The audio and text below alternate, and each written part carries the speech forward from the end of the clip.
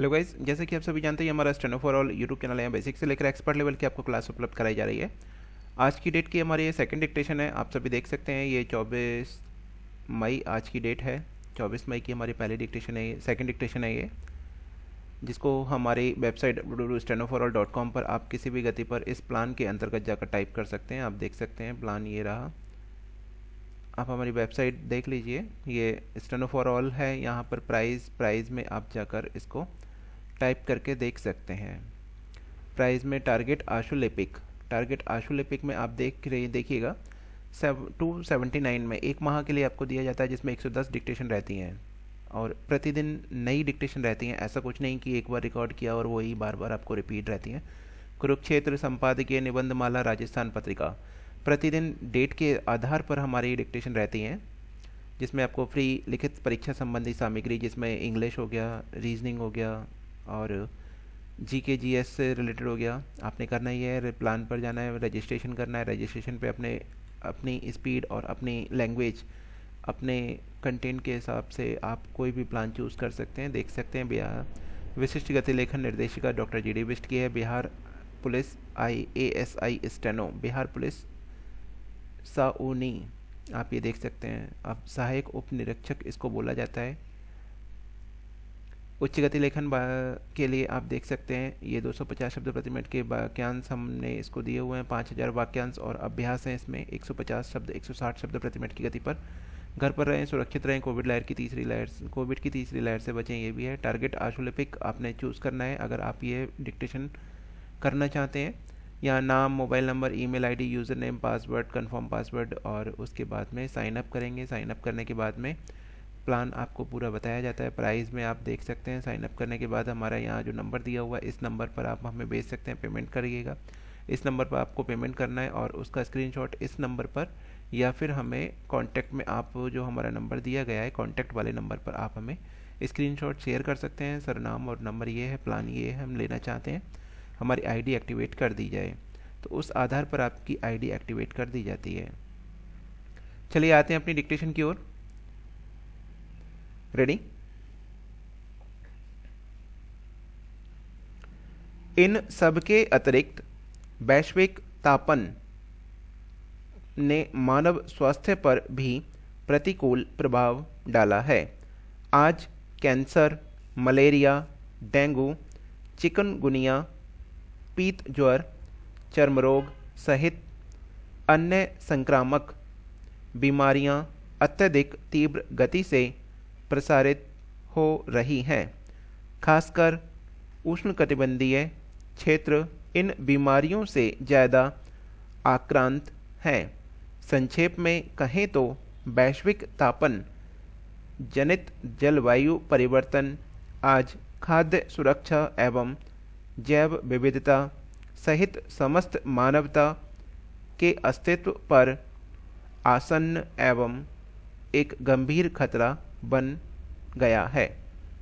अतः जलवायु परिवर्तन आज वैश्विक समस्या बन गई है, जिसके लिए प्रयास पिछले कुछ वर्षों से किए जा रहे हैं। जलवायु परिवर्तन पर निगरानी हेतु अंतरसरकारीय पैनल की स्थापना वर्ष 1988 में यूनाइटेड नेशंस एनवायरनमेंट प्रोग्राम एवं वर्ल्ड मेट्रोलॉजिकल ऑर्गेनाइजेशन के द्वारा की गई, ताकि विश्व की सरकारों को इस संबंध में एक स्पष्ट वैज्ञानिक दृष्टिकोण उपलब्ध कराया जा सके। IPCC नियमित रूप से जलवायु परिवर्तन के बारे में वैज्ञानिक रिपोर्ट, जिसे मूल्यांकन रिपोर्ट के नाम से जाना जाता है, जारी करता है। IPCC ने अपनी पहली आकलन रिपोर्ट वर्ष 1990 में जारी की थी, जिसमें जलवायु परिवर्तन को एक चुनौती के रूप में रेखांकित किया गया तथा इसके परिणामों का सामना करने हेतु अंतर्राष्ट्रीय समन्वय की आवश्यकता पर बल दिया गया। जलवायु परिवर्तन पर आईपीसीसी ने अपनी 5वीं रिपोर्ट वर्ष 2014 में प्रस्तुत किया, जिसमें अनुमान लगाया गया कि यदि ग्रीन गैसों का उत्सर्जन बढ़ेगा तो वैश्विक तापमान में वृद्धि होगी। इसलिए इसे वर्ष 2020 तक नियंत्रित करने की सिफारिश की गई। जलवायु परिवर्तन से संबंधित कई वैश्विक सम्मेलन भी हुए हैं, जिनमें कुछ महत्वपूर्ण सम्मेलनों की व्याख्या निम्नवत है। संयुक्त राष्ट्र संघ द्वारा ब्राज़ील की राजधानी रियो डी जेनेरो में वर्ष 1992 में पर्यावरण और विकास सम्मेलन आयोजित किया गया। इसे पृथ्वी शिखर सम्मेलन भी कहा जाता है। इसमें सतत विकास का नारा दिया गया और विकास एवं पर्यावरण संरक्षण के मध्य तालमेल की बात करते हुए व्यापक कार्रवाई योजना के रूप में एजेंडा 21 स्वीकृत किया गया।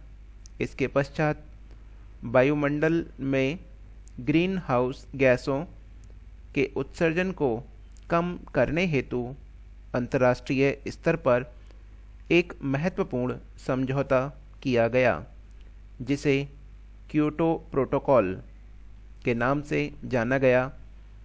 इसकी उद्घोषणा वर्ष 1997 में की गई थी।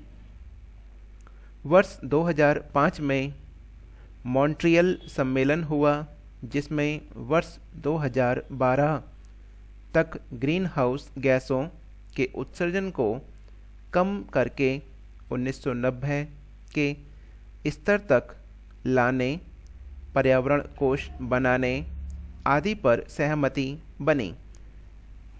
जलवायु परिवर्तन पर वर्ष 2010 में कानकुन सम्मेलन हुआ, जिसमें विकसित देशों के साथ विकासशील देशों ने वर्ष 2020 तक ग्रीन हाउस गैसों में 20-25% कटौती करने पर सहमति जताई। वर्ष 2012 में ब्राज़ील के रियो डी जेनेरियो में रियो +20 का आयोजन किया गया। इसमें ग्रीन इकोनॉमी को अधिक महत्व दिया गया। इसके साथ ही पर्यावरण को स्वच्छ रखते हुए समष्टि अर्थव्यवस्था तथा सतत पोषणीय विकास को अपने उद्देश्यों में शामिल किया गया। वर्ष 2014 में पेरू की राजधानी लीमा में जलवायु सम्मेलन हुआ, जिसमें 194 देशों ने वैश्विक कार्बन उत्सर्जन में कटौती के लिए आम सहमति वाला प्रारूप स्वीकार किया। वर्ष 2015 में फ्रांस की राजधानी पेरिस में सम्मेलन हुए। 21वें जलवायु सम्मेलन में विश्व के 196 देशों ने धरती के बढ़ते तापमान तथा कार्बन उत्सर्जन पर अंकुश लगाने वाले समझौते को स्वीकार किया। इसमें यह स्वीकार किया गया कि वर्ष के पूर्व औद्योगिक युग की तुलना में इस शताब्दी की वैश्विक ताप वृद्धि को 2 डिग्री सेंटीग्रेड से कम रखना है। यह समझौता वर्ष 2020 में प्रभावी होगा। नवंबर 2017 में 23वां जलवायु सम्मेलन जर्मन के वॉन शहर में हुआ। इसमें पेरिस जलवायु सम्मेलन के लक्ष्यों को पूरा करने हेतु कार्य योजना पर चर्चा हुई। ये हमारा डिक्टेशन समाप्त हो चुका है। जो भी करना चाहते हैं प्लान, हमारे जिन्होंने प्लान लिया हुआ है वो हमारी वेबसाइट पर जाकर टाइप कर सकते हैं।